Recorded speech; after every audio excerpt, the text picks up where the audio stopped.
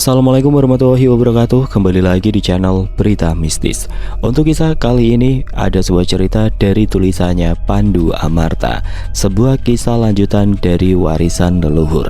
Dan untuk kisah kali ini berjudul Santet Sukmo.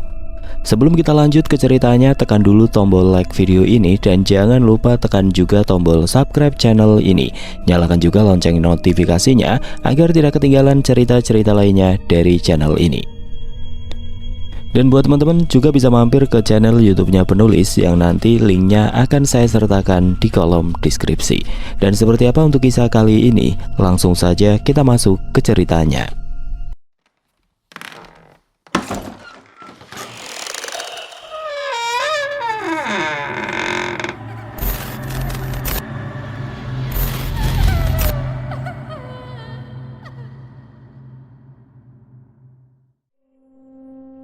Di gelapnya malam, angin berembus kencang seolah hujan akan turun. Suara daun bergesekan karena tertiup angin. Sepasang suami istri yang sudah berumur sedang duduk di depan rumah, seolah tahu apa yang akan terjadi. "Tik, ayo masuk, di luar dingin loh," ucap suaminya. "Perasaanku kok gelisah ya, Nang." "Sudah, jangan berpikir yang aneh-aneh. Ayo masuk, kita tidur saja." Pasangan itu masuk ke dalam rumah dan bersiap untuk tidur. Mereka berdua sudah berbaring di atas kasur yang sudah lusuh. Mata mereka sudah mulai terpejam. Tetapi saat sang suami hampir tertidur, terdengar ketukan pintu. Hanya ketukan pintu saja, tidak ada ucapan salam atau permisi. Tetapi sang suami tetap membukakan pintu, seolah sudah tahu siapa yang akan datang saat pintu sudah terbuka. Ada dua orang yang berdiri di depan pintu, yaitu seorang laki-laki dan perempuan yang sudah sangat tua sekali. Sang suami langsung menunduk seolah memberi hormat pada kedua orang itu. "Tugasku sudah selesai. Kami berdua sudah tenang. Jaga dirimu dan istrimu baik-baik, karena sebentar lagi akan ada tragedi yang mengerikan," ucap seorang laki-laki itu. "Baik, Eyang," jawab sang suami. Setelah berucap, kedua orang itu pergi. Lalu sang suami itu kembali masuk ke dalam rumah dan berbaring di sebelah istrinya. Tidak lama kemudian dia langsung tertidur lelap. Lebih tepatnya dia tidak tertidur, tetapi kesadaran dia masuk ke dalam alam lain. Alam itu banyak sekali roh-roh manusia yang berkeliaran. Tiba-tiba ada sosok bertopeng yang langsung menyerangnya, tetapi laki-laki itu bisa menghindarinya dengan mudah. Sosok bertopeng itu tidak berhenti di situ, dia langsung menyerang lagi. Keduanya sama-sama kuat, seolah mereka sudah sering bertarung. Cukup lama mereka bertarung. "Dengan umurmu yang setua ini masih bisa melawan. Sungguh hebat kau, Sarto," ucap sosok bertopeng itu. "Sudah saatnya kau memenangkan pertarungan ini, Darsono," ucap Sarto. "Gimana kau bisa tahu aku, Sarto?"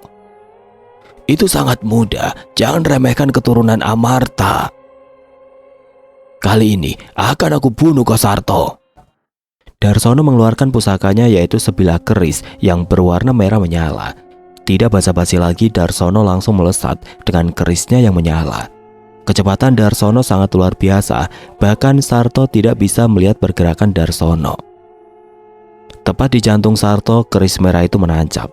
Sarto telah dikalahkan oleh Darsono. Sebenarnya ini adalah sebuah santet, namanya Santet Sukmo. Sarto sudah lama terkena santet ini, tetapi Sarto bukan orang sembarangan. Dia seseorang yang ahli dalam ilmu spiritual dan kanuragan. Sudah puluhan tahun Sarto terkena santet Sukmo. Santet ini menyerang saat targetnya tertidur. Jadi saat targetnya memejamkan mata dan kesadarannya hilang, bukan alam mimpi yang dimasuki, tetapi alam lain yang sudah disiapkan oleh pengirim santet Sukmo itu. Jika target santet itu adalah orang biasa, sudah pasti tidak akan selamat karena sukmanya akan dihajar habis-habisan sama pengirimnya. Karena Sarto bukan orang sembarangan, jadi dia masih bisa melawan. Tetapi kali ini Sarto sudah tua, dan dia juga sudah tidak memiliki kekuatan dari pusakanya, karena pusakanya sudah dikembalikan ke pemilik sebenarnya.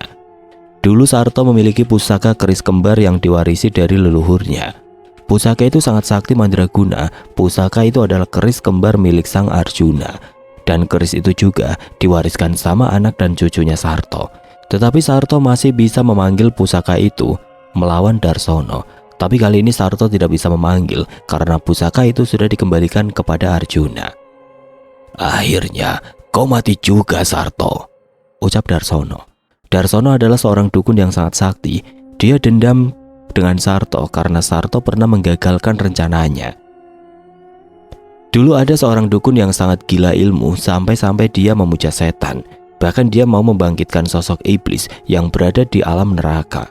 Tetapi sebelum bencana itu terjadi, ada dua orang sakti yang menggagalkannya.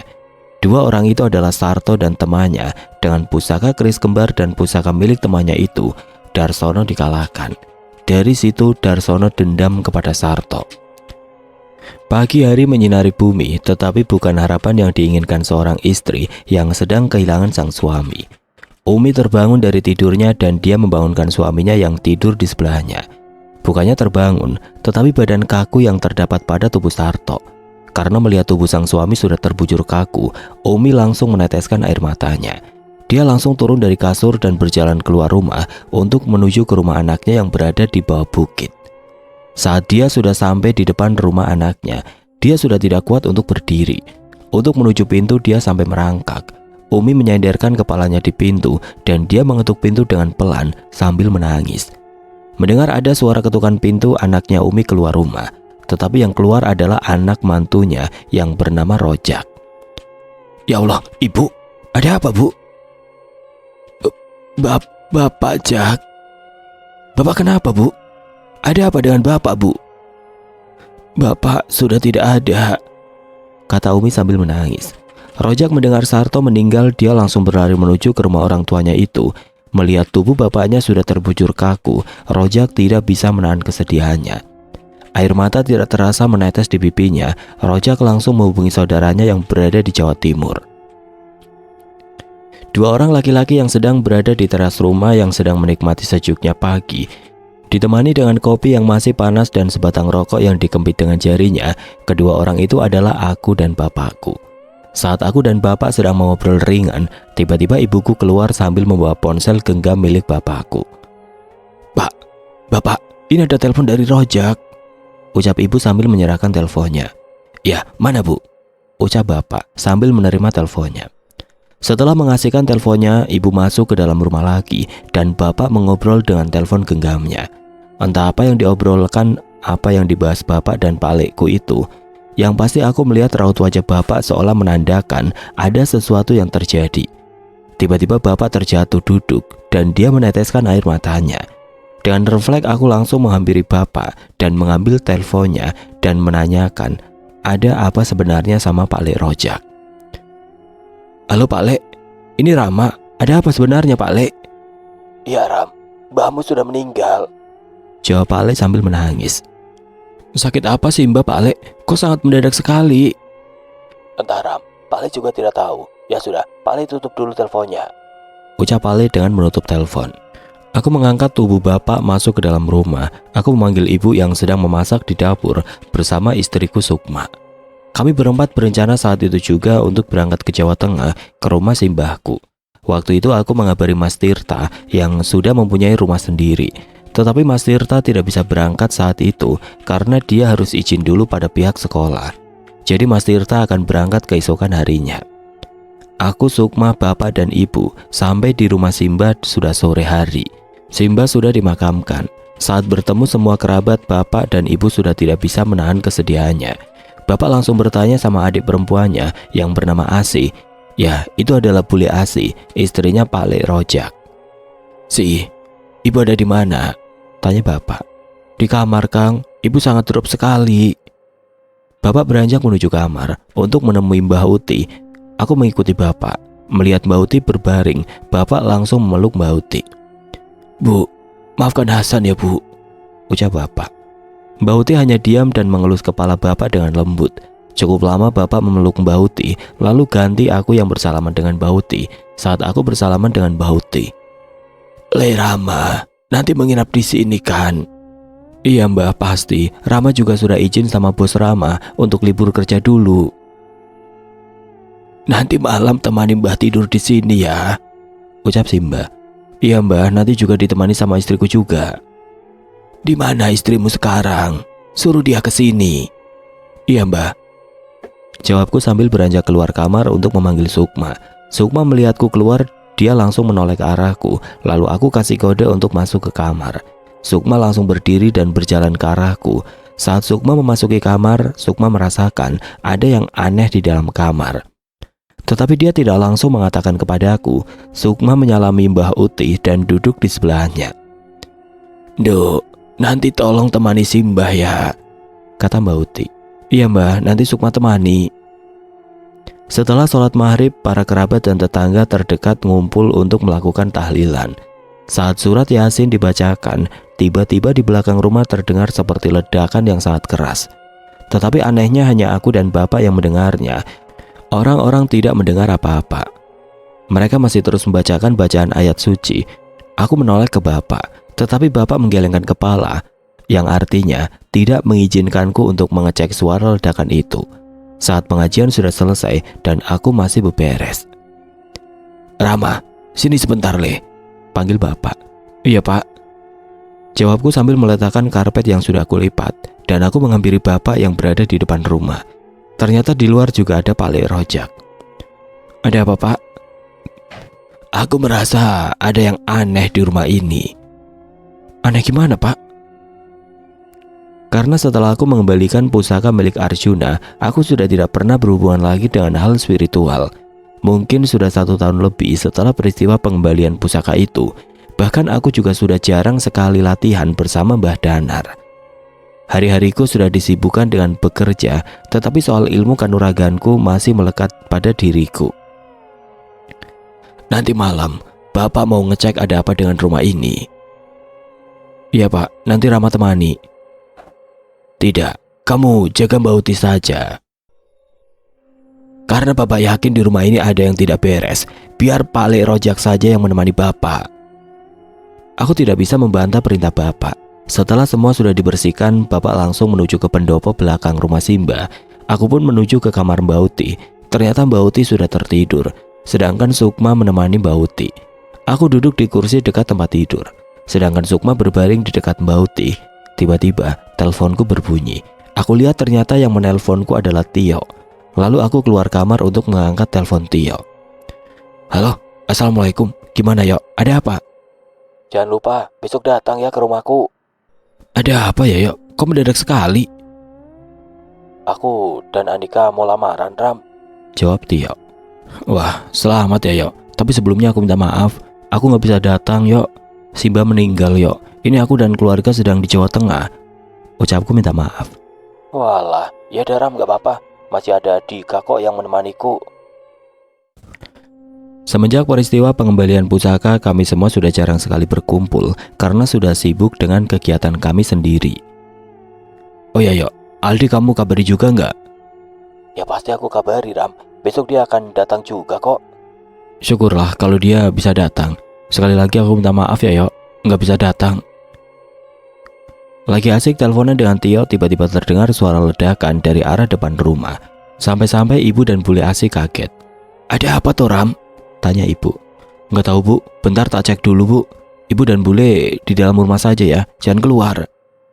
Aku langsung keluar rumah untuk mengecek asal suara ledakan tadi, dan sampai lupa kalau aku sedang teleponan dengan Tio.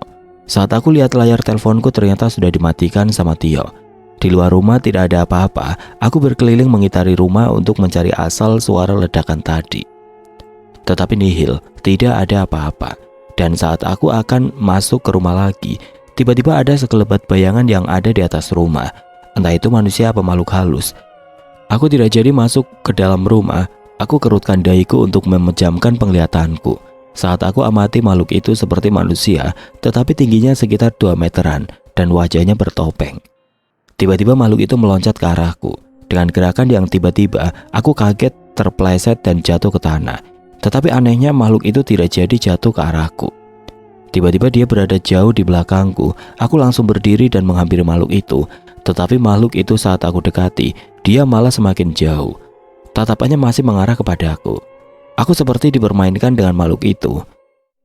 Berhenti aku mendekatinya, dan aku pejamkan mataku. Bibirku mulai membaca sebuah mantra perlindung jiwa.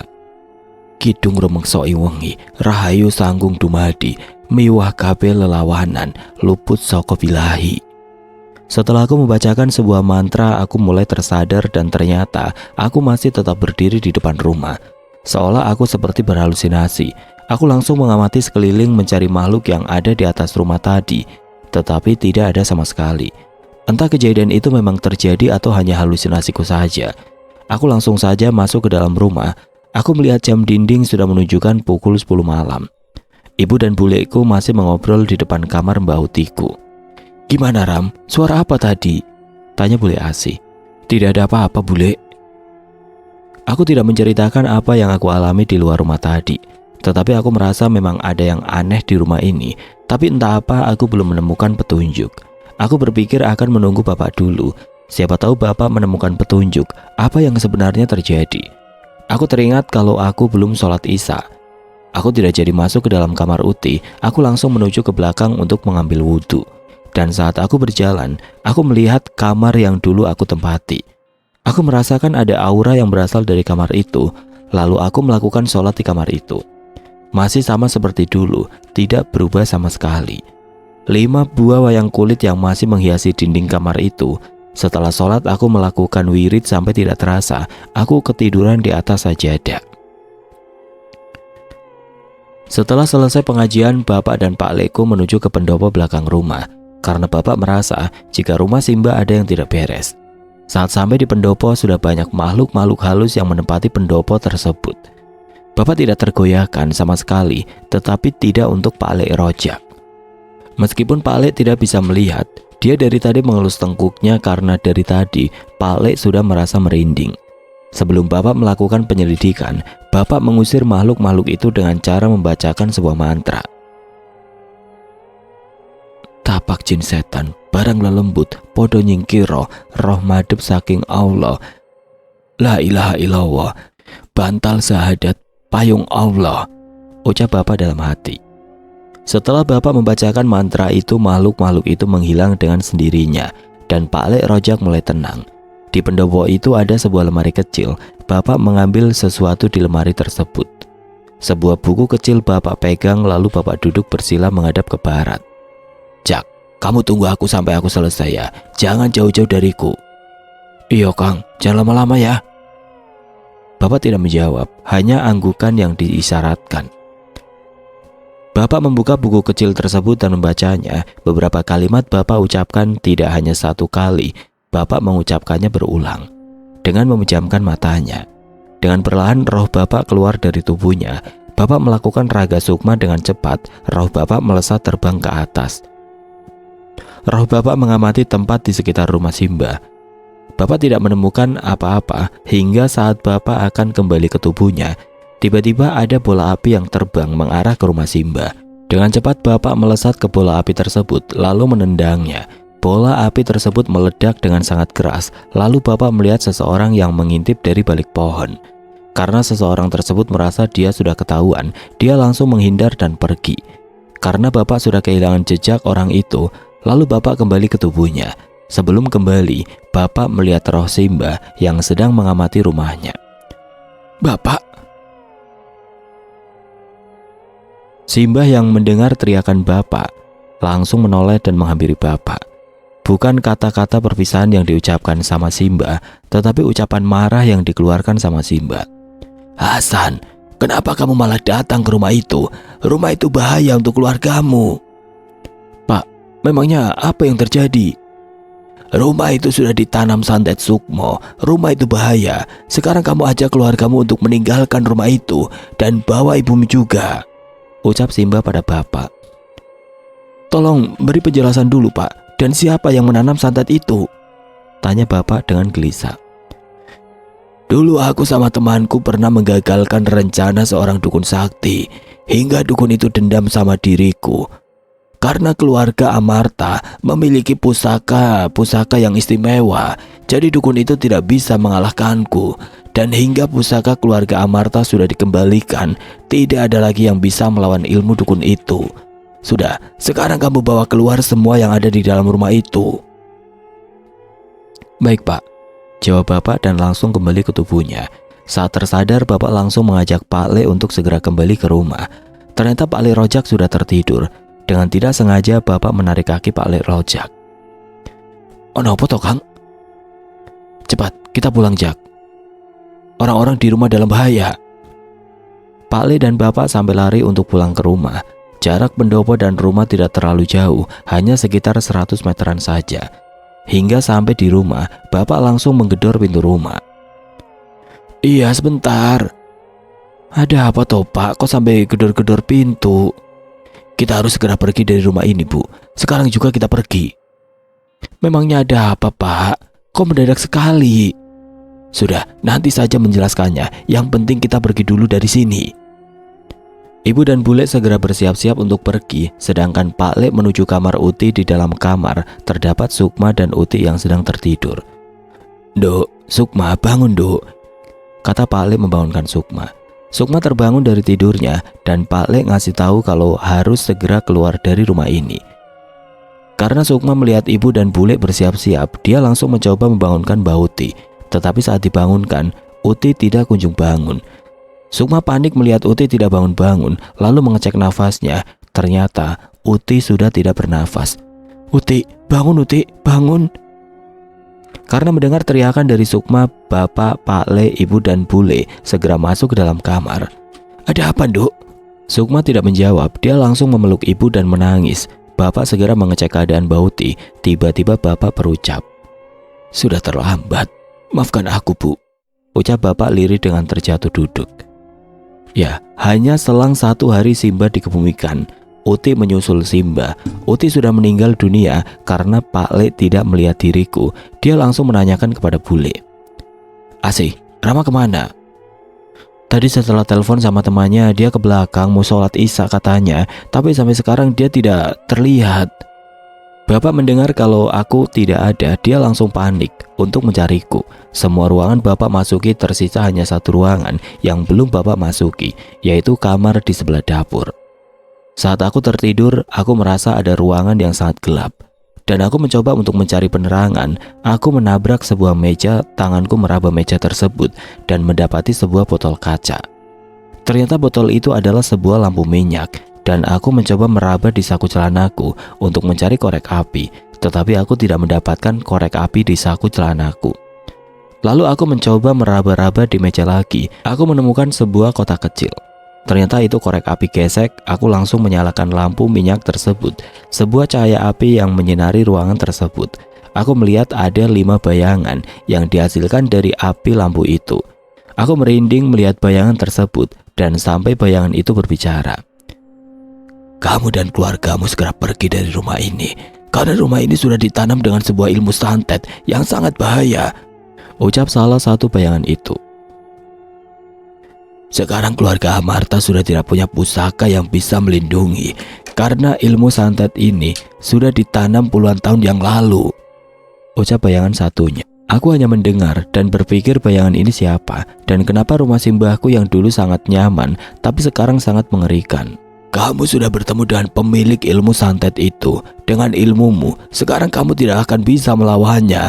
Bahkan simbahmu saja tidak bisa melawannya. Karena dulu keluarga Amarta memiliki pusaka dariku, jadi bisa menahan ilmu santet yang ditanam di rumah ini, ucap bayangan yang ada di tengah dari kelima bayangan itu. Apa kalian Pandawa? Tanyaku dengan panik. Ya, kami adalah Pandawa. Jika kamu ingin melawan orang yang mengirim santet kepada keluargamu, carilah pusaka yang setara dengan pusakanya Arjuna, ucap lagi bayangan itu.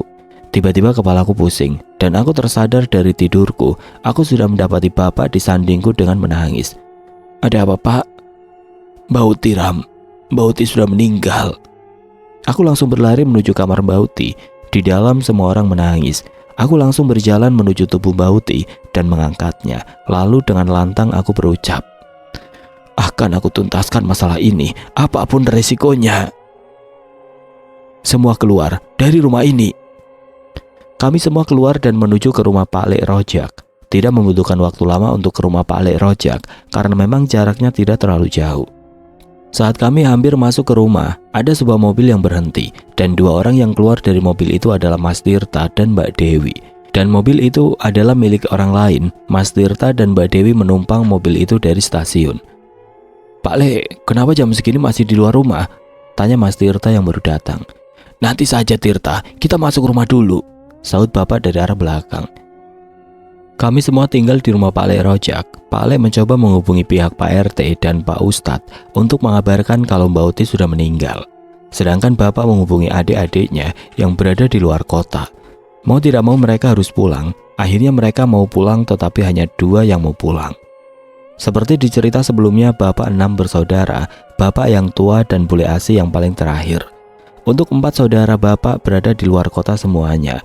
Tetapi saudara bapak yang nomor 2 dan 3 ini yang sangat tidak bisa dibilangi. Paginya Mbak Uti akan dikebumikan. Semua tetangga terdekat membantu pemakaman Mbak Uti hingga selesai. Saat semua sudah selesai, aku, bapak, dan Mas Tirta membahas tindakan yang akan kami lakukan.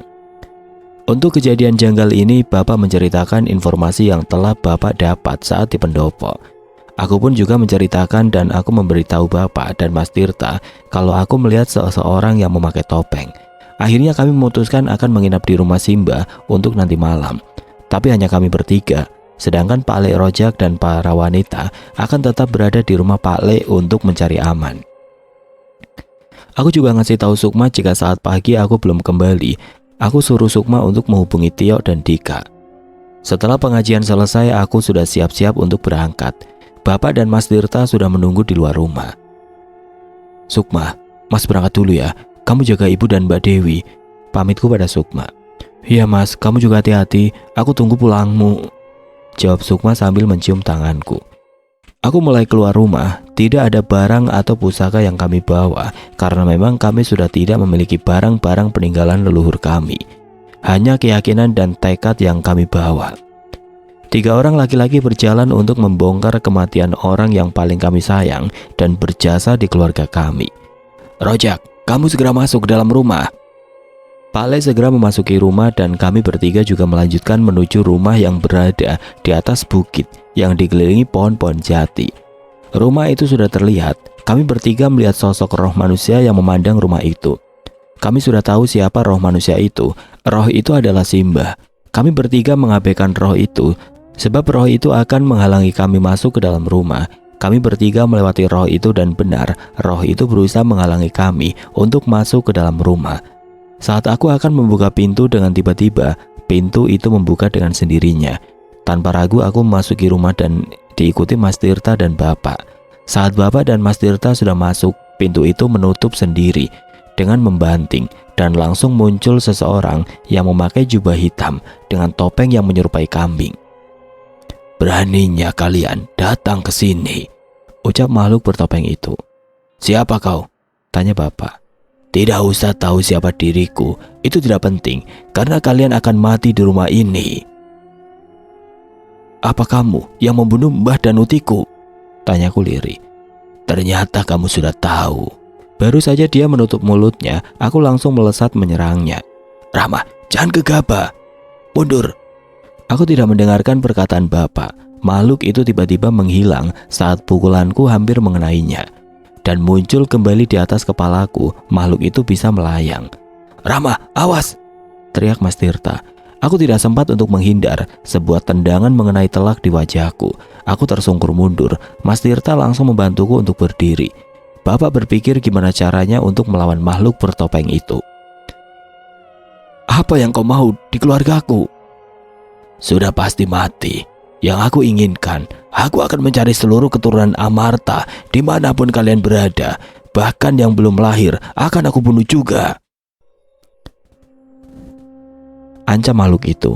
Yang sebelumnya kami ada di dalam rumah, tiba-tiba kami berada di sebuah padang rumput yang sangat luas. Aku dan Mas Tirta mengamati tempat itu. Makhluk itu berjalan dari arah belakang kami dengan berucap. Tempat ini adalah tempat Sarto dan istrinya meninggal. Setelah makhluk itu berucap, aku melihat Bapak. Bapak sudah mengepalkan tangannya. Mata Bapak seolah menahan air mata. Mas Tirta mendekat ke arah Bapak dan memegang pundaknya sambil berucap. Sabar, jangan terpancing ucapannya, Pak.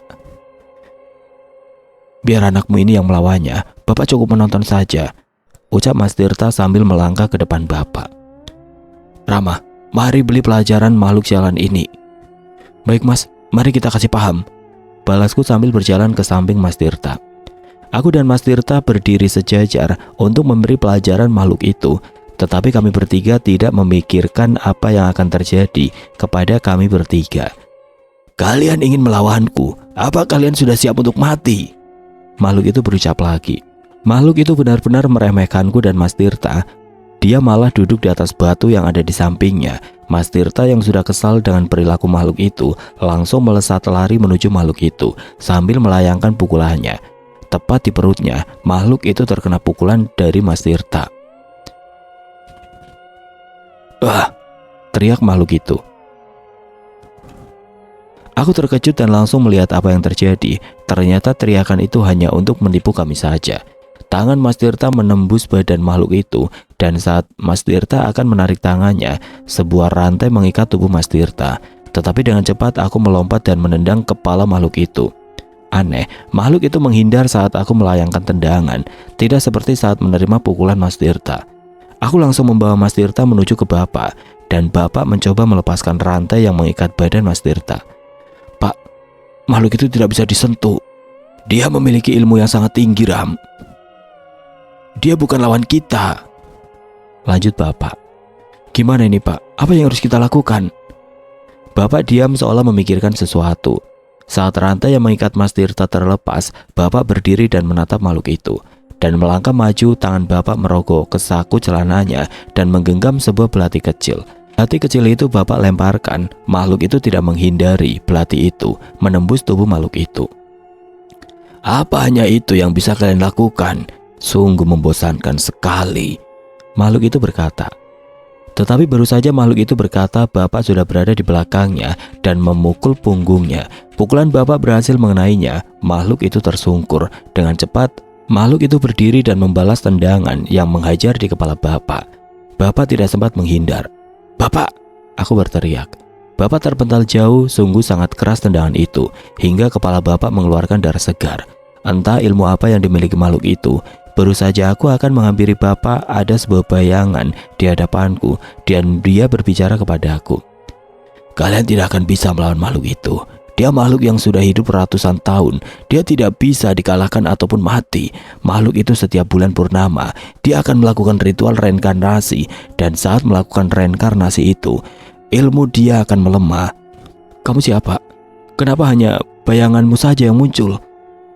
"Apa kamu sudah lupa denganku, Rama?" tanya bayangan itu. "Apa kita sudah pernah ketemu sebelumnya?" "Sudah, bahkan sebagian ilmuku sudah berada di dalam dirimu," lanjut bayangan itu. Aku berpikir jika sebagian ilmunya berada di dalam diriku, tidak salah lagi dia adalah Pangeran Arjuna. Dan bayangan itu juga memberitahu gimana cara mengalahkan makhluk itu. "Apa kamu ingat benda yang pernah aku kasih kepadamu? Itu adalah sebuah batu meteorit yang berasal dari zamanku. Dan ada sebuah lontar yang tertulis petunjuk. Dan hati-hati dengan keluargamu. Ada beberapa keluargamu yang menjadi sengkuni. Simbahmu itu adalah korban pertamanya. Sekarang kalian harus segera pergi dari tempat ini, karena tempat ini adalah tempat untuk eksekusi orang yang terkena santet sukmo," ucap bayangan itu dan menghilang. Setelah bayangan itu menghilang, aku langsung menghampiri Mas Tirta dan Bapak untuk mengajak segera keluar dari tempat ini. Karena jika kami tidak akan segera keluar, kami akan mati di tangan makhluk itu. Tugas kami sekarang gimana caranya untuk keluar dari tempat ini, karena dari kami tidak ada yang bisa membuka gerbang gaib. Saat kami bertiga berpikir untuk keluar, makhluk itu tidak tinggal diam. Dia langsung menyerang kami dengan membawa sebilah parang yang terlihat sangat tajam sekali. Dia menyerang kami bertiga dengan sangat brutal. "Bapak, Mas Tirta, jangan sampai terkena parang itu." "Kamu jenius juga," saut makhluk bertopeng itu. Aku tidak menanggapi ucapannya. Aku terus berpikir untuk mencari cara keluar dari tempat ini, dengan sambil terus menghindari serangan-serangan makhluk itu. Tiba-tiba gelangku bergetar dan mengeluarkan asap yang sangat banyak sekali. Asap itu membentuk seperti pusaran. Tidak berpikir panjang, aku langsung meneriaki Mas Tirta dan Bapak. "Mas, Bapak, segera masuk ke dalam asap itu." Bapak dan Mas Tirta langsung berlari menuju ke gumpalan asap itu. Sedangkan aku masih memiliki sebuah rencana. Aku berlari menuju makhluk itu dan mengambil rantai yang digunakan untuk mengikat Mas Tirta tadi. Aku membacakan sebuah kalimat yang menurutku akan berhasil untuk melukai makhluk itu. Aku membacakan bacaan Kulhu Geni pada rantai itu dan aku mengayunkan rantai ke makhluk itu. Benar saja makhluk itu tidak bisa menahan rantai yang sudah aku bacakan kalimat Kulhu Geni itu. Melihat makhluk itu terpental jauh, aku langsung berbalik arah menuju gumpalan asap itu. Ternyata Bapak dan Mas Tirta masih menungguku. Melihat seranganku berhasil, mereka berdua tersenyum ke arahku. Kami bertiga langsung memasuki asap dan kami keluar dari alam yang mengerikan itu. Ya, menurutku itu alam yang sangat mengerikan karena banyak sekali darah-darah berceceran dan bagian-bagian tubuh manusia yang sudah terpotong-potong. Aku, Bapak, dan Mas Tirta saat keluar dari asap itu sudah berada di depan rumah Simbah. Tetapi masih gelap. Saat aku melihat jam di tanganku ternyata sudah menunjukkan pukul 3 dini hari. Tidak lama kemudian terdengar suara azan subuh. Aku melihat ada dua orang yang menghampiri kita bertiga. Orang itu memakai baju batik dan celana yang rapi. Aku belum pernah melihat orang itu, tetapi tidak dengan Bapak. Saat orang itu sudah dekat, Bapak langsung menyambut dengan wajah yang serius. Dan tangannya Bapak ditaruh ke pinggang, seolah Bapak akan memarahi orang itu. "Kenapa baru datang?" "Maaf Kang, pekerjaanku masih banyak di kantor," ucap salah satu orang itu. "Iya Kang, maaf, proyekku juga belum selesai," ucap orang satunya. "Saya tidak menerima alasan apapun. Ini yang meninggal Bapak dan Ibu. Kalian pasti sudah dikabari sama Rojak kan?" "Iya Kang, kemarin waktu Bapak meninggal, Rojak langsung menghubungi kami," ucap salah satu orang itu. "Oh ya Ram, ini dua-duanya Pak Lemu, adik kandung Bapak. Ini namanya Abi Marta dan yang ini namanya Dewa Marta. Kedua Pak Lemu ini juga sama seperti Bapak, dia memiliki keistimewaan tersendiri," ucap Bapak memperkenalkan adik-adiknya kepadaku. Aku langsung menyalami kedua Pak Leku itu. Kalau menurutku kedua Pak Leku hampir sama wajahnya. "Ya udah, ayo kita ke rumah Pak Le Rojak, Pak. Aku sudah sangat capek." "Pak Le, monggo," ucapku mengajak mereka. "Abi, Dewa, apa kalian yang membuka gerbang gaib itu?" "Ya Kang, aku merasakan sangat gelisah. Karena waktu aku datang, Dewa datang hanya ada Rojak dan para wanita. Dan Rojak memberitahu kalau Kang Hasan ke rumah Bapak. Jadi kami ke sini, tapi malah dapat serangan gaib dan banyak makhluk-makhluk yang berkepala kambing yang menjaga rumah Kang. Jadi aku kembali ke rumah Rojak. Tiba-tiba ada seorang wanita masih muda dan memberikan sebuah gelang yang katanya bisa menghubungkan dengan suaminya. Akhirnya aku mencoba membuka gerbang gaib yang berhubungan dengan gelang itu, tapi tetap kami berdua tidak bisa masuk. Dan saat kembali ke sini, Kang Hasan sudah ada di sini," ucap Ale Abi. "Wanita muda itu siapa Kang?" tanya Pak Le Dewa. "Itu mantuku, istrinya Rama. Kalian berdua, Abi sama Dewa, aku minta tolong untuk menyelidiki makhluk-makhluk berkepala kambing itu," kata Bapak. "Ya Kang, siap. Nanti akan kami berdua selidiki."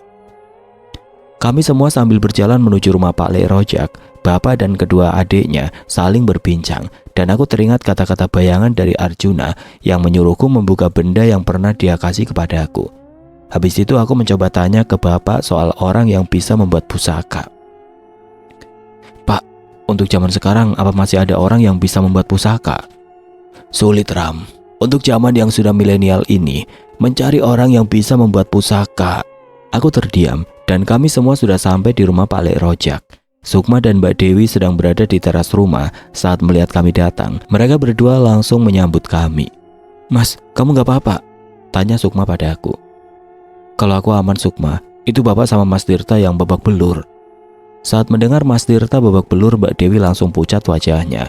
Karena Mbak Dewi tidak bisa melihat Mas Tirta sakit, Mbak Dewi langsung mengajak Mas Tirta masuk rumah dan mengobati luka-lukanya. Inilah keahlian Mbak Dewi. Dia sangat ahli dalam ilmu penyembuhan. Hanya dengan air biasa yang dikasih daun kelor, luka-luka Mas Tirta langsung pulih kembali. Saat itu aku istirahat dan ditemani dengan Sukma. Aku mencoba menanyakan sama Sukma soal benda yang dikasih Arjuna dulu. "Sukma, apa kamu masih menyimpan benda yang dikasih sama Arjuna dulu?" "Iya Mas, masih Sukma simpan kok." "Aku membutuhkan benda itu Sukma, tapi jika aku pulang ke Banyuwangi, akan memakan waktu lama." "Kenapa harus pulang ke Banyuwangi Mas? Kan bendanya Sukma bawa sekarang." Sukma lalu beranjak pergi menuju ke kamar. Saat dia kembali, dia sudah membawa sebuah kantong kain yang berwarna biru dan menyerahkan kepadaku. "Ini Mas bendanya." "Iya mana?" ucapku sambil menerima benda itu. Lalu aku mencoba membukanya. Ternyata segumpal batu yang sangat hitam yang diberikan oleh Arjuna. Tetapi ada juga sebuah pesan yang tertulis di lontar. Tetapi pesan itu tertulis aksara Sanskerta. Aku tidak tahu arti dari pesan itu. "Dek, kamu tahu artinya tulisan ini?" tanyaku pada Sukma. "Tidak mas, kalau aksara Jawa biasa Sukma bisa membacanya mas." "Kalau itu mas sendiri juga bisa dek," kataku sambil pergi mencari bapak. "Mas, makan dulu, dari kemarin mas belum makan loh." "Iya dek, sebentar, tak nanyakan ini sama bapak dulu." "Ya udah tak siapin ya," kata Sukma lagi. "Iya, nanti taruh di meja saja." Aku beranjak keluar untuk menemui bapak. Ternyata bapak di luar sedang mengobrol sama Pak Lekku dan aku mendekati bapak. "Pak, apa bapak tahu arti dari surat lontar ini?" tanyaku sambil menyerahkan surat lontar itu. Bapak menerimanya dan memperhatikan lontar itu, tetapi bapak malah menyerahkan sama Pak Lek Dewa. "Dewa, artikan dari surat lontar ini." Pak Lek Dewa memperhatikan lontar itu dan dia langsung paham arti dari surat itu. "Lontar ini menjelaskan tata cara pembuatan pusaka, Kang." "Rama, kamu dapat dari mana lontar ini?" "Gimana ya Pak Lek kalau menjelaskannya?" "Sebenarnya itu Rama dapat dari Arjuna saat mengembalikan pusaka Arjuna dulu," jawabku mencoba menjelaskan. Tetapi kedua Pak Lekku itu langsung paham yang aku maksudkan. Pak Lek Dewa mengembalikan lontar itu kepadaku. Tiba-tiba bapak menyuruhku untuk duduk dan tidak lama kemudian Mas Tirta keluar juga. 5 orang keturunan dari keluarga Amarta, seharusnya ada 7 orang, tetapi 2 adik bapak tidak bisa datang, katanya masih banyak kerjaan. Bapak memulai pembicaraan. "Ya, karena ini semua sudah mengumpul, saya sebagai yang tertua di sini akan menjelaskan apa yang harus kita perbuat dengan kejadian ini. Dewa dan Abi, kalian selidiki tentang makhluk yang sudah menaruh ilmu santet yang ada di rumah Bapak. Dan kamu Rama, kamu ikuti petunjuk yang sudah kamu dapatkan. Bapak dan Tirta akan menjaga keluarga kita, karena firasat Bapak, makhluk itu akan mengincar bule asi." "Baik Pak, nanti Rama akan menghubungi Tio dan Dika untuk membantu Rama." "Ya, bagus. Gimana untuk Dewa dan Abi? Apa kalian siap?" "Selalu Kang, nanti malam aku dan Abi langsung bergerak. Karena aku mencurigai salah satu dari keluarga kita, Kang. Sebenarnya sudah lama aku curiga," ucap Pak Lek Dewa. "Baik, ya sudah, kita istirahat dulu saja," ucap bapak sambil berdiri. Aku langsung ke belakang untuk menemui Sukma. Ternyata Sukma sudah menungguku untuk makan. Aku langsung duduk di sebelahnya, tetapi Sukma hanya menyediakan 1 piring saja. "Kamu gak makan juga, Dek?" "Nanti saja mas, yang penting mas makan dulu, soalnya dari kemarin mas belum makan kan?" "Nggak, kamu harus makan juga." Aku dan Sukma makan bersama 1 piring untuk berdua. Sukma aku suapin karena aku tidak mau untuk makan sendiri. Setelah aku dan Sukma selesai makan, aku langsung menelpon Tio. Tapi Tio tidak bisa ditelepon. Beberapa kali aku mencoba menelpon tetapi tetap tidak bisa. Dan aku menyuruh Sukma untuk menelpon Anika, dan akhirnya Anika mengangkat teleponnya. "Halo, assalamualaikum mbak," ucap Anika. "Waalaikumsalam Nik, aku mau tanya Nik, apa Mas Tio sedang bersamamu?"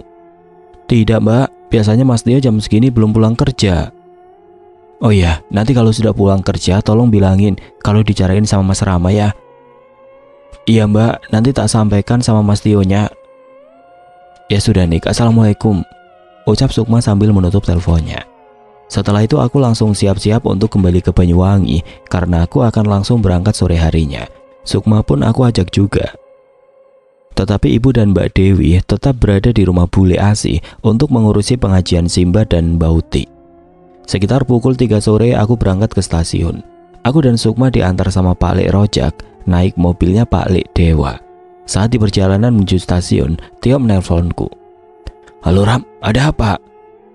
"Yo, apa kamu tahu seseorang yang bisa membuat pusaka?" "Wah, aku nggak tahu Ram, tapi ada di dekat rumah Mbah. Dia seorang pandai," ucap Tio. "Ya udah, ini aku perjalanan kembali ke Banyuwangi. Nanti aku langsung ke rumahmu kalau sudah nyampe rumah," ucapku sambil menutup teleponku.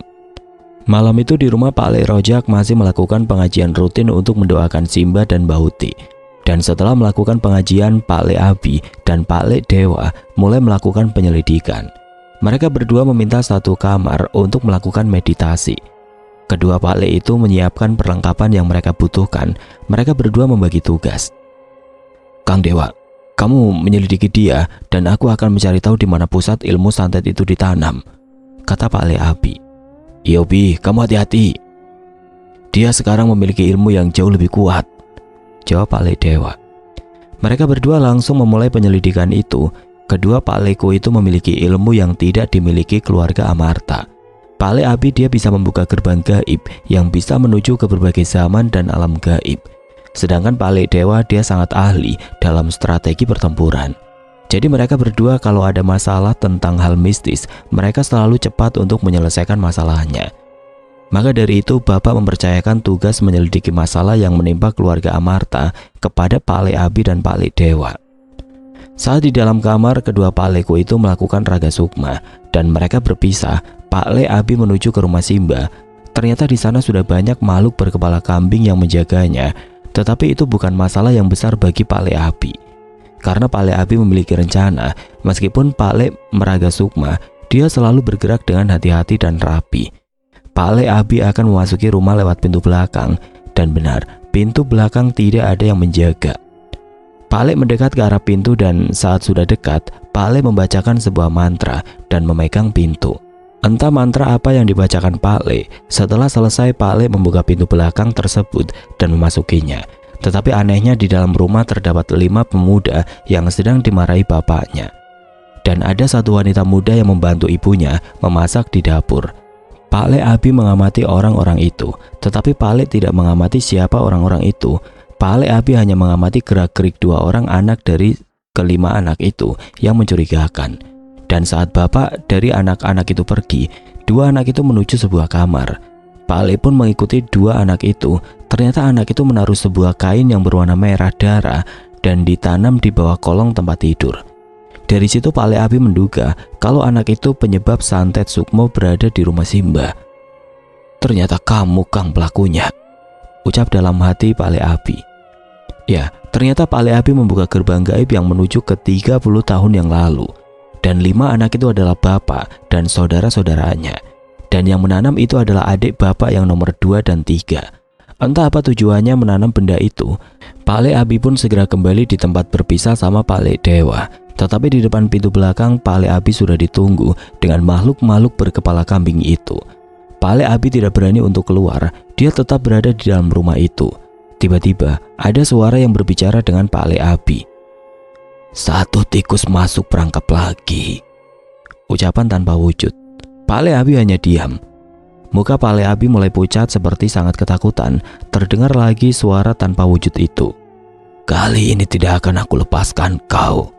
Makhluk itu mengancam Pak Le Abi. Pak Le masih terlihat sangat ketakutan, bahkan kakinya sampai bergetar.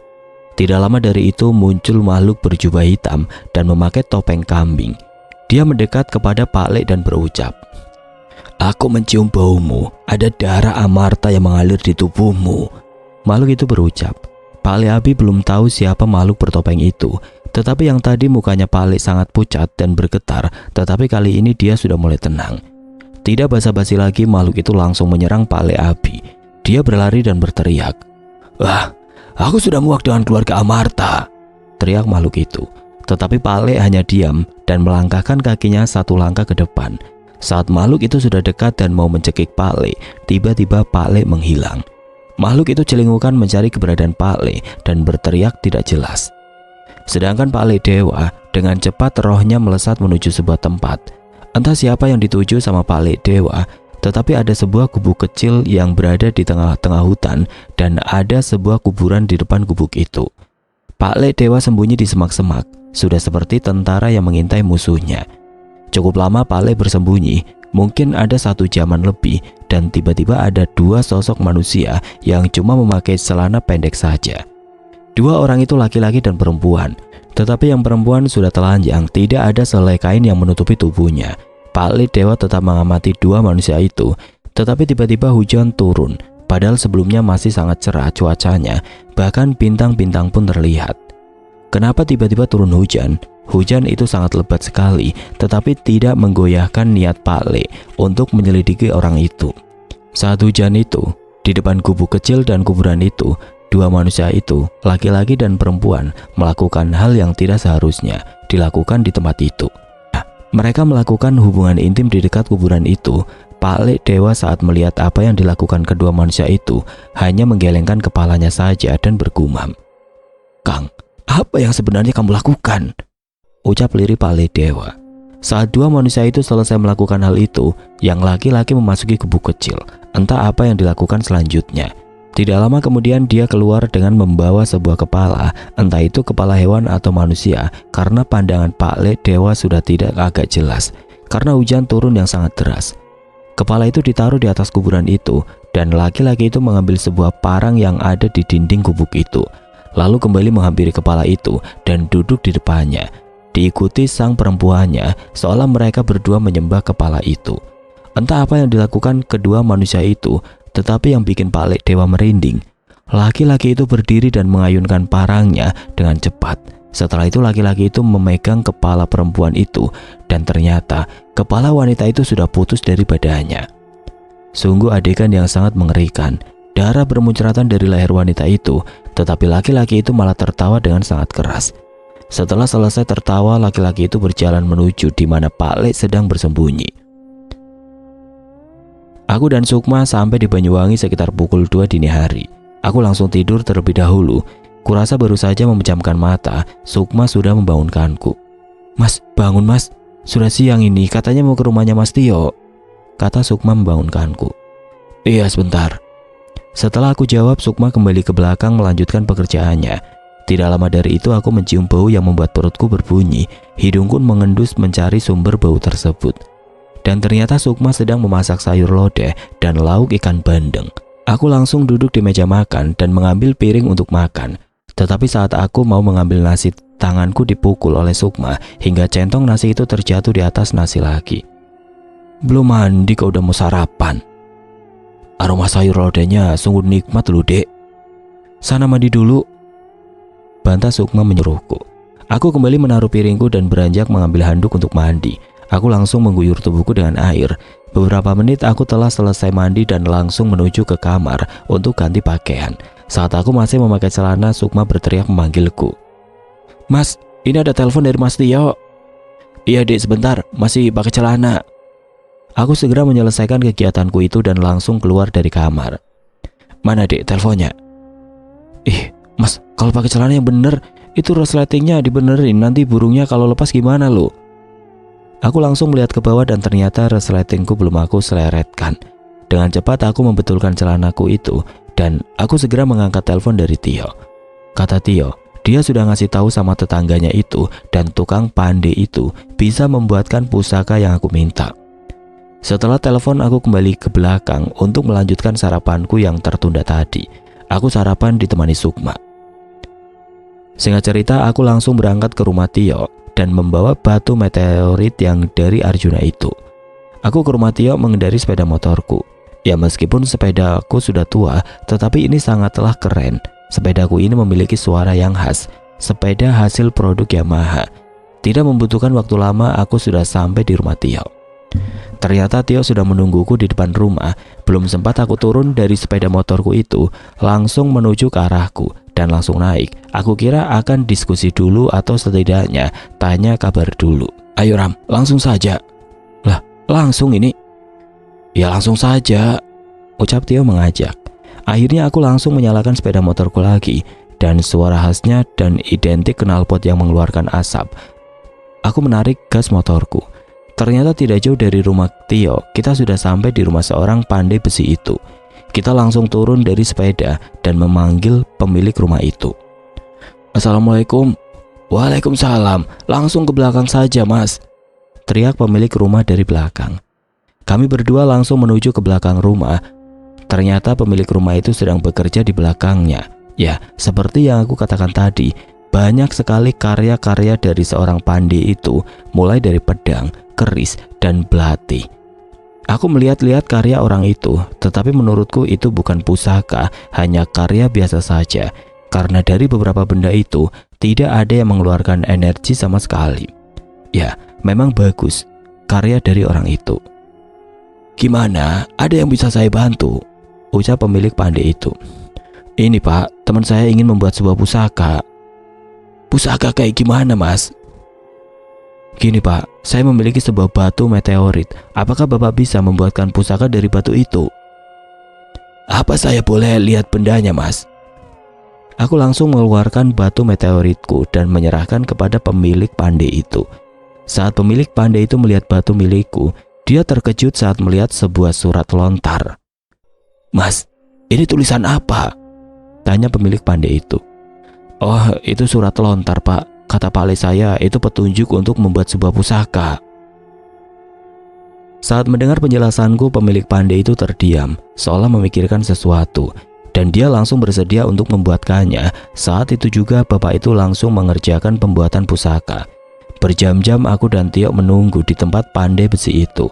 Sampai-sampai aku sudah menghabiskan kopi 2 gelas, dan sampai aku tertidur menunggu pembuatan pusaka itu. Tiba-tiba Tio membangunkanku. Ram, bangun Ram. Sudah sore ini, ayo pulang. Jam berapa toh, Yok? Sudah jam 5 sore, Ram. Saat aku mau bangun, tiba-tiba pemilik pandai itu menghampiri kami berdua, dan dia menyerahkan kembali batu itu. Tetapi anehnya batu itu tidak berubah sama sekali. Aku bingung saat melihat batu itu, dan aku menatap pemilik pandai untuk meminta penjelasan. Kenapa batu meteorit itu tidak berubah sedikit pun, padahal dari tadi dia sudah membakar dan memukul-mukul batu itu. Maaf Mas, aku tidak mampu untuk menempa batu meteorit itu. Sepertinya batu itu bukan batu sembarangan yang bisa ditempa oleh sembarang orang. Jelas pemilik pandai itu. Wah Pak, kenapa nggak bilang dari tadi Pak? Sudah yuk, ayo kita pulang aja. Iya Pak, saya paham yang Bapak maksud.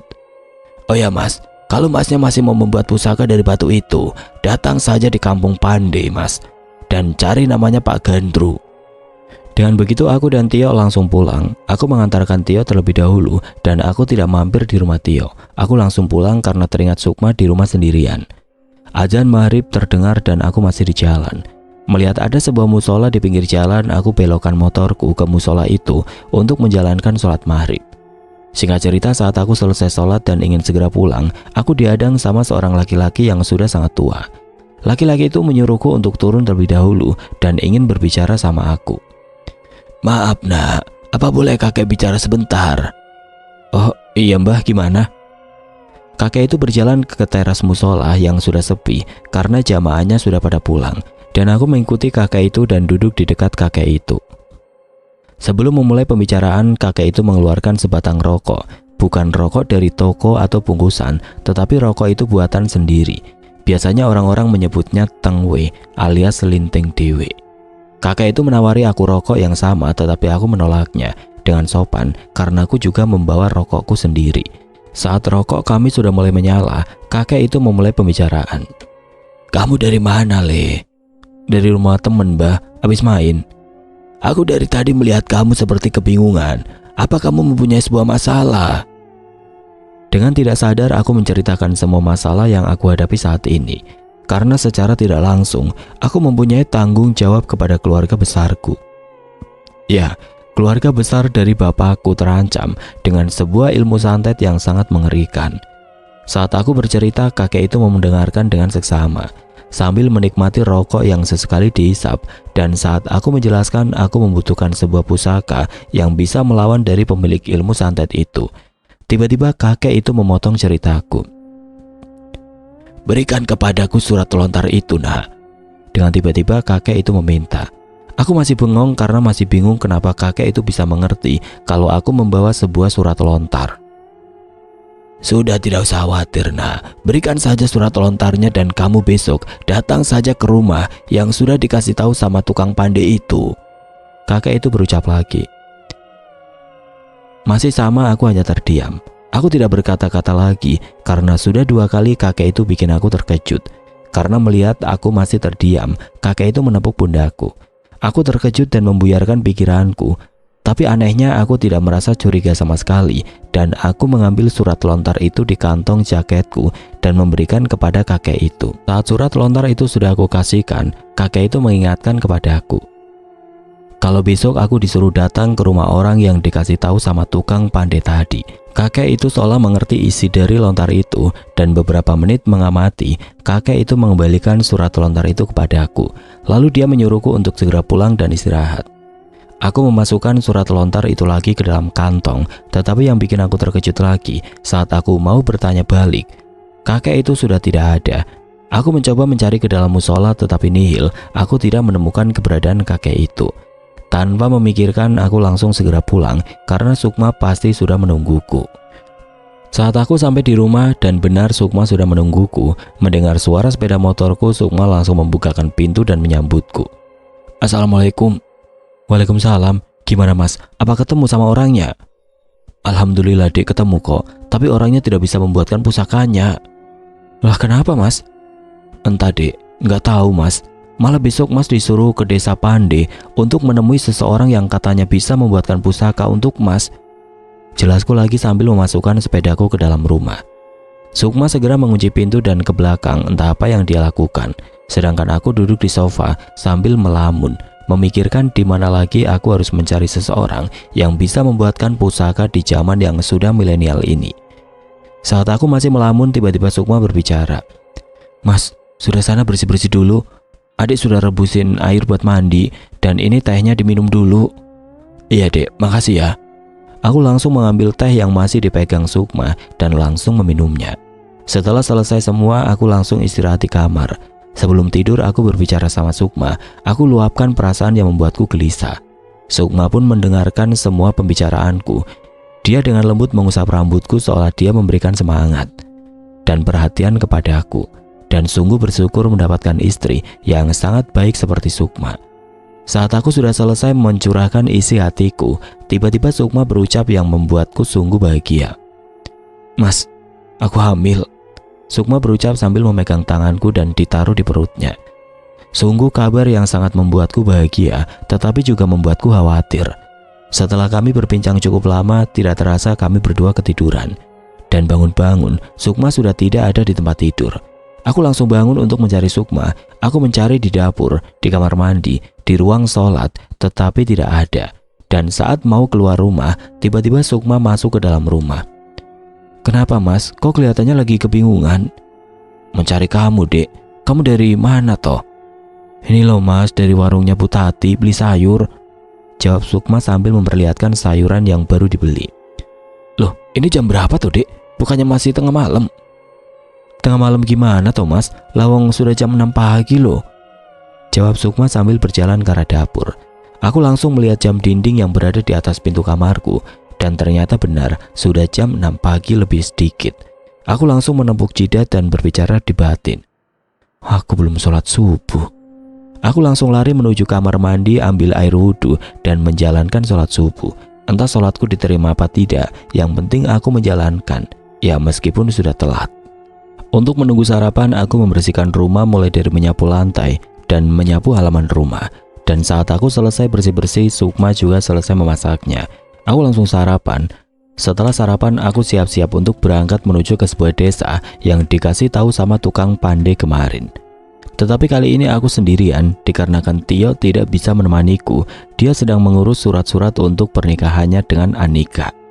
Ya terpaksa aku berangkat sendirian. Aku menaiki sepeda motorku untuk mencari kampung Pandi, yang dimana seluruh warganya hampir semua berprofesi sebagai pandai besi.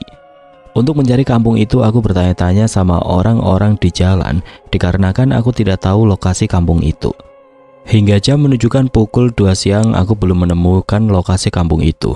Dan aku beristirahat di sebuah warung kecil yang berada di pinggir jalan. Aku memesan kopi dan membeli rokok. Permisi bu, kopinya 1 ya. Iya mas, bentar ya. Aku langsung duduk di kursi panjang yang khas menghiasi setiap warung-warung kopi. Tidak lama ibu-ibu warung mengantarkan kopi pesananku. Ini mas kopinya, ucap ibu itu sambil menaruh kopinya di meja. Oh iya bu, makasih ya. Bu, rokoknya 1 bungkus ya. Iya mas, mau rokok apa? Rokok matahari bu.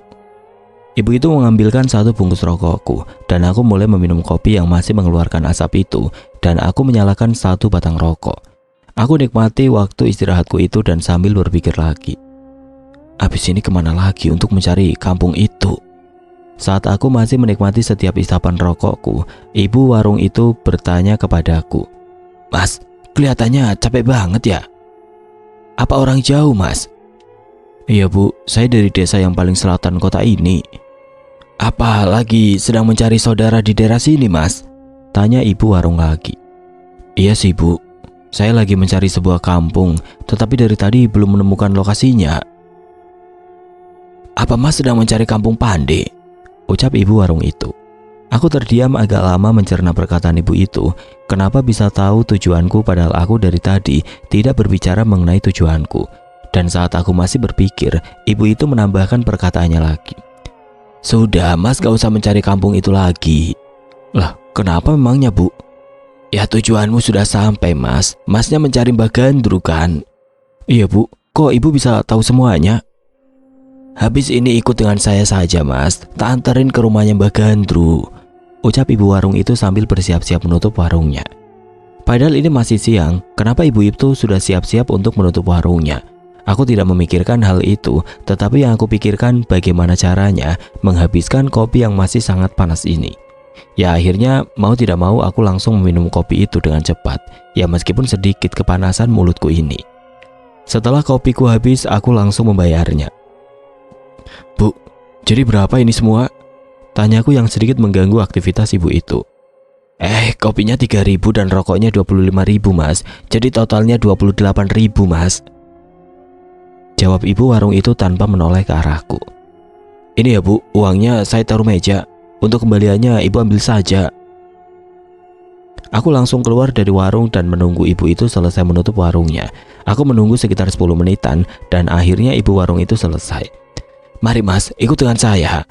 Saya antar ke rumahnya Mbak Gandru. Iya, Bu, mari.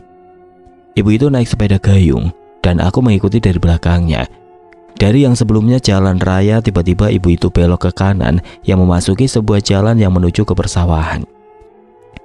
Cukup jauh, tetapi sepeda motor masih aman dan ibu itu berhenti di sebuah gubuk lumayan besar yang berada di tengah-tengah persawahan. Di depan gubuk itu ada seorang laki-laki yang sudah lumayan tua. Laki-laki itu sedang menikmati pemandangan persawahan yang sangat luas. Mari, Mas, kita sudah sampai. Ibu itu memberi isyarat kalau sudah sampai di tujuan.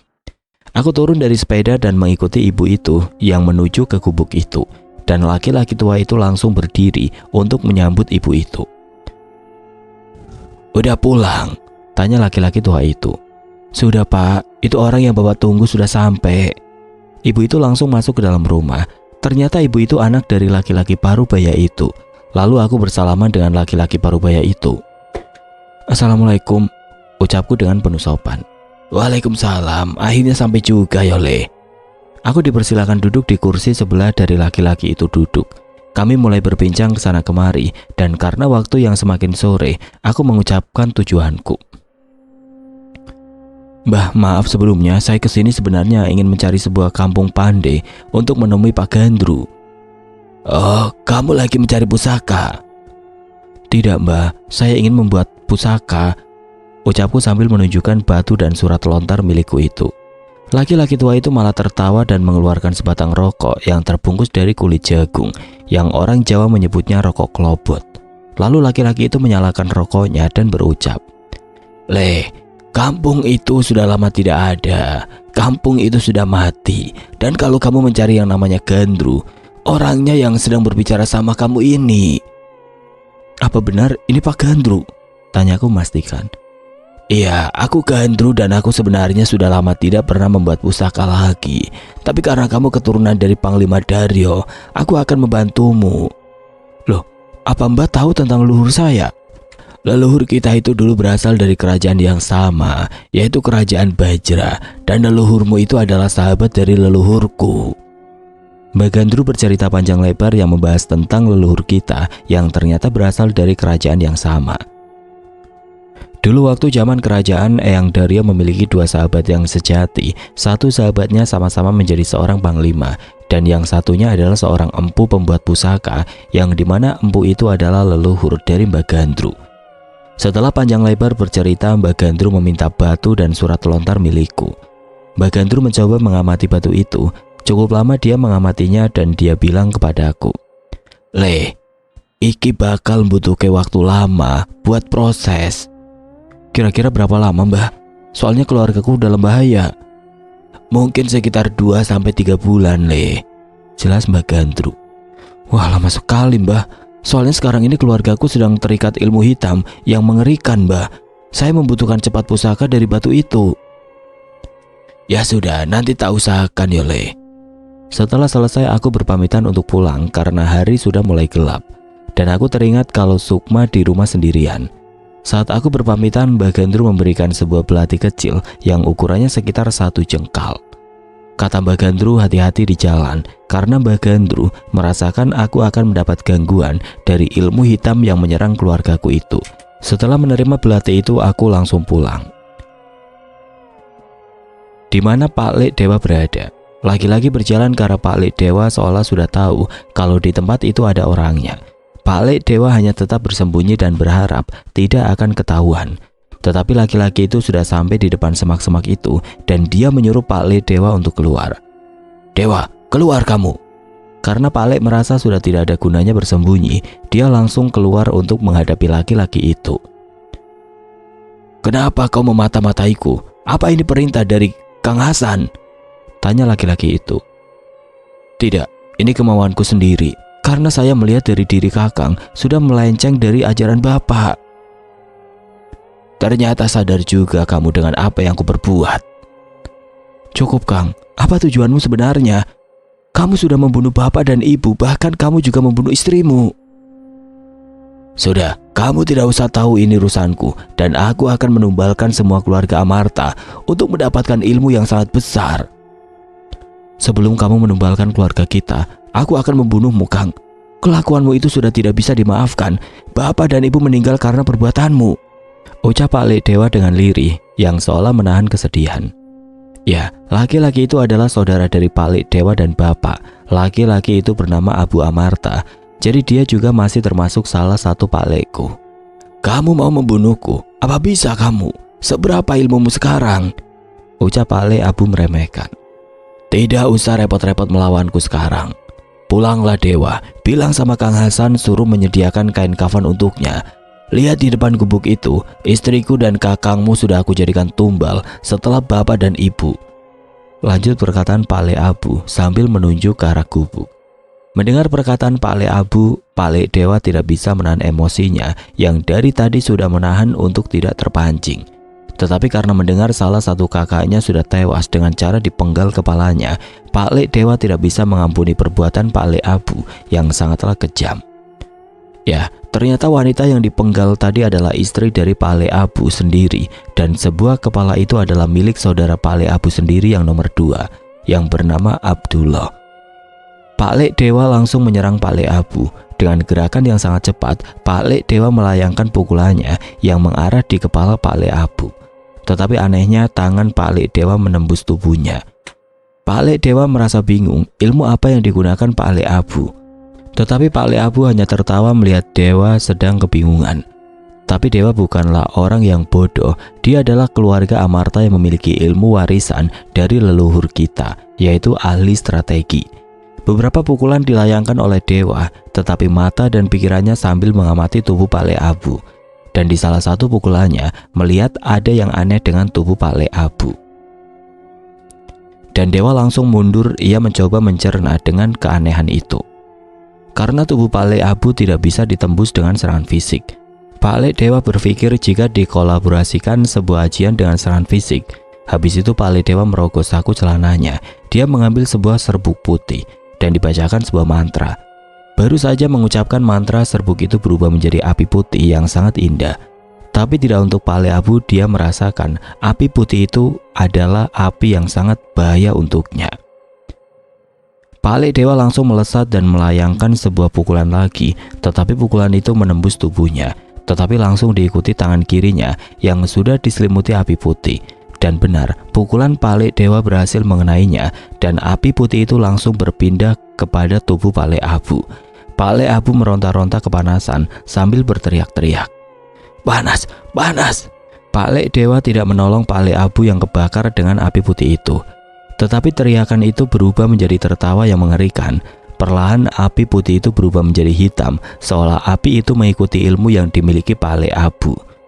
Ada satu yang terlupakan oleh Pak Lek Dewa. Ya, Pak Lek Dewa lupa kalau dia sedang melakukan raga sukma, sedangkan Pak Lek Abu adalah tubuh nyata.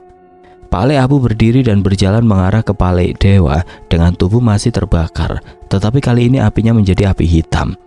Dengan jarak sekitar 2 meter, Pak Lek Abu mengarahkan telapak tangannya ke Pak Lek Dewa.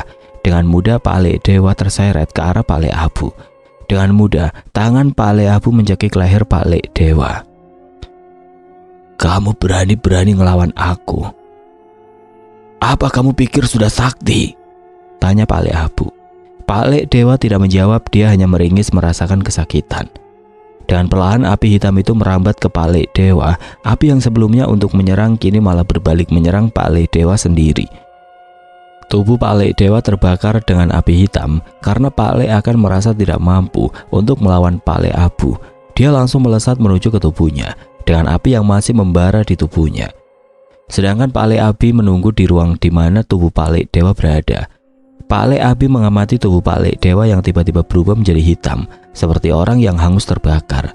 Karena Pak Lek Abi merasa kalau ada yang tidak beres, Pak Lek Abi mencoba memegang tubuh Pak Lek Dewa. Tetapi sebelum menyentuh tubuhnya, Pak Lek Abi terkejut dan menarik kembali tangannya karena tubuh Pak Lek Dewa seperti terbakar api, tetapi tidak kelihatan apinya. Pak Lek Abi merasa heran ada apa dengan Pak Lek Dewa. Tidak lama Pak Lek Dewa membuka mata dan berdiri. Saat Pak Lek Dewa melihat Pak Lek Abi kebingungan, dia langsung mengerti apa yang dipikirkan Pak Lek Abi. "Bi, jangan kaget melihat tubuhku menjadi hitam. Sebenarnya aku lagi terbakar dengan api hitam.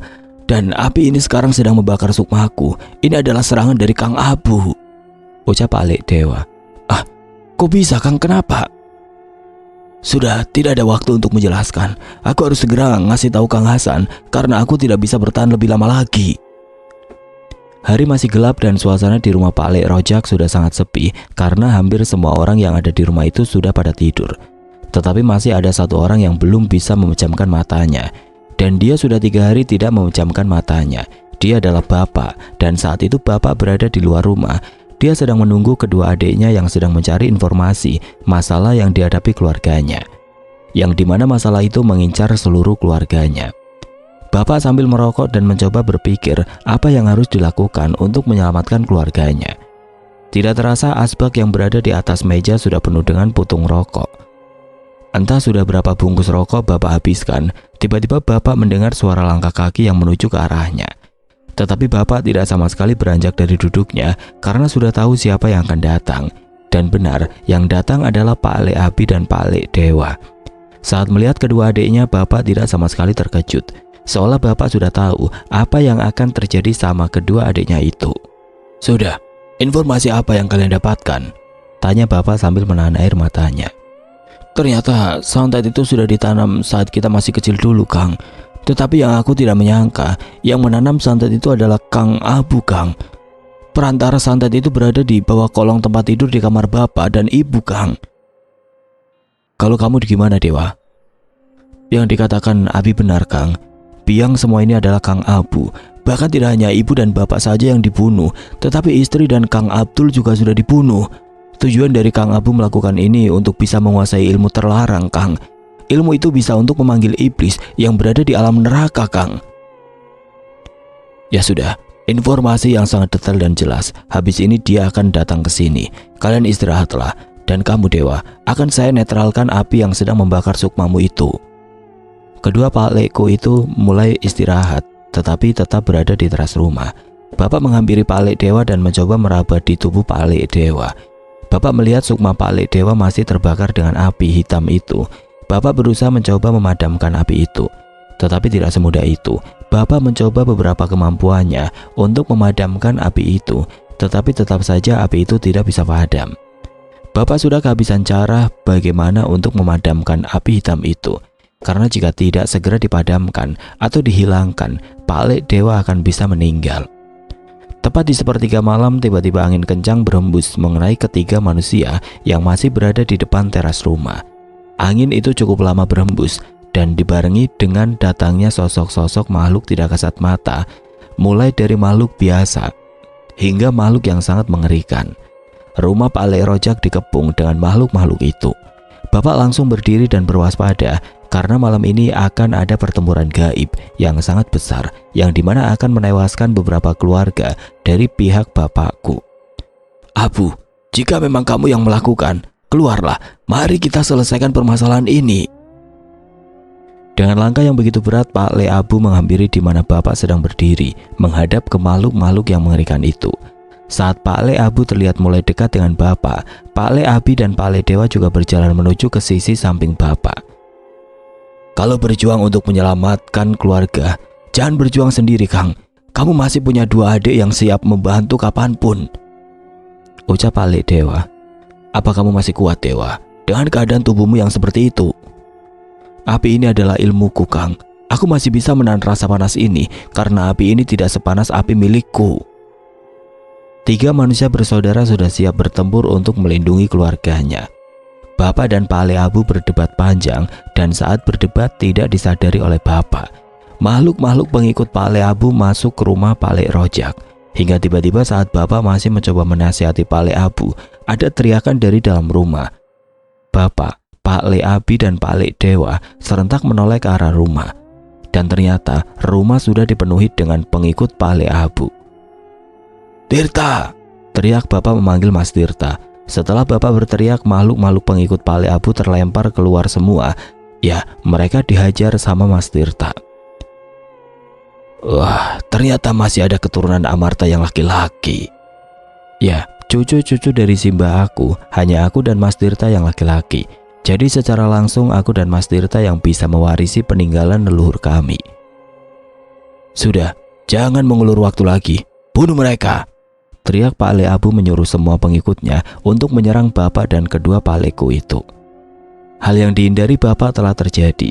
Keluarga Amarta sudah terbelah menjadi 2 belah pihak, yang seharusnya ilmu-ilmu dan warisan dari leluhur Amarta untuk membantu orang ini malah untuk saling serang. Kedua Pak Leku melawan anak buah Pak Le Abu. Ya, ternyata makhluk-makhluk itu bukan sembarangan makhluk. Mereka mempunyai kekuatan yang di atas rata-rata. Tetapi kedua Pak Leku itu juga tidak bisa diremehkan. Bahkan sudah beberapa makhluk dibinasakan. Tetapi karena banyaknya anak buah Pak Le Abu, kedua Pak Leku kewalahan melawannya. Bahkan Pak Le Dewa yang mewarisi ilmu strategi perang sudah tidak mampu mencari strategi gimana lagi. Sedangkan Bapak berhadapan langsung dengan adiknya itu. Bapak tidak menyerang dulu dan Bapak masih tetap kekeh untuk menyadarkan adiknya itu. Meskipun sejahat-jahat Pak Le Abu, dia tetap adiknya.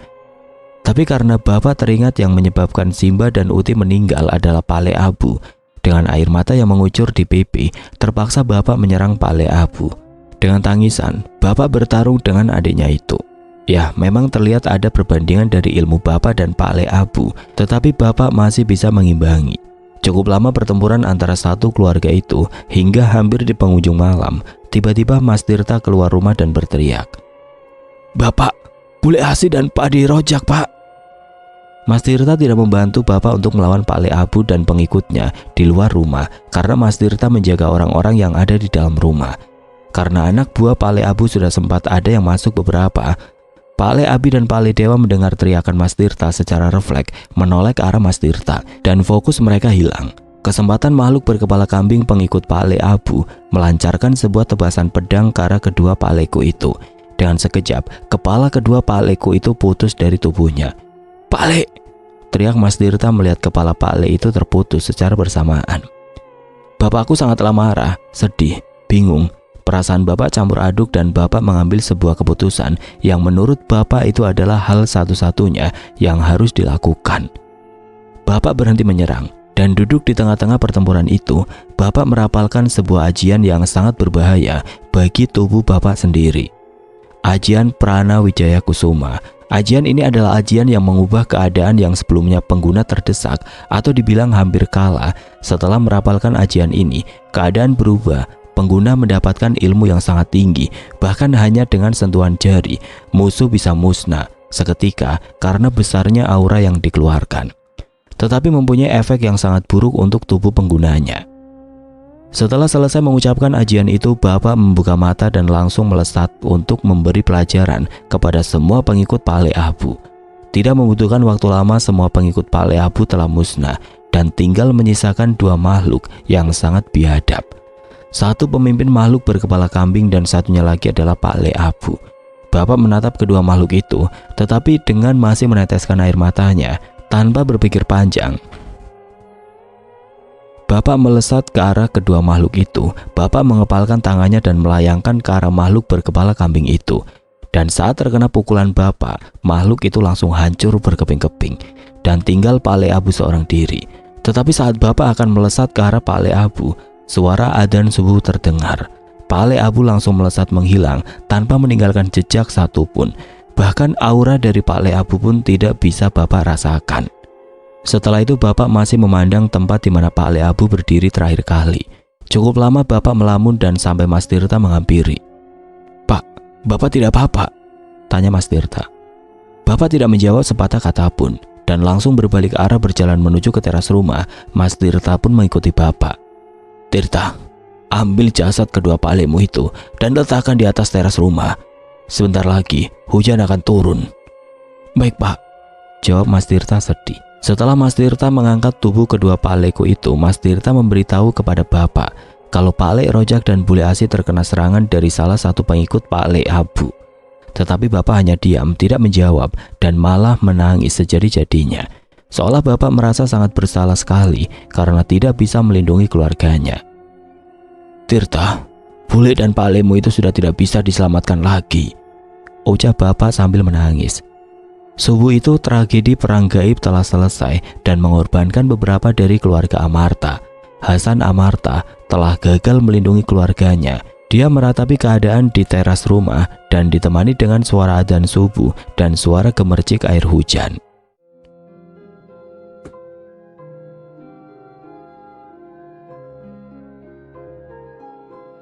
Oke teman-teman, sekian dulu untuk kisah kali ini. Bagaimana menurut kalian tentang kisah ini? Tulis komentar kalian di kolom komentar.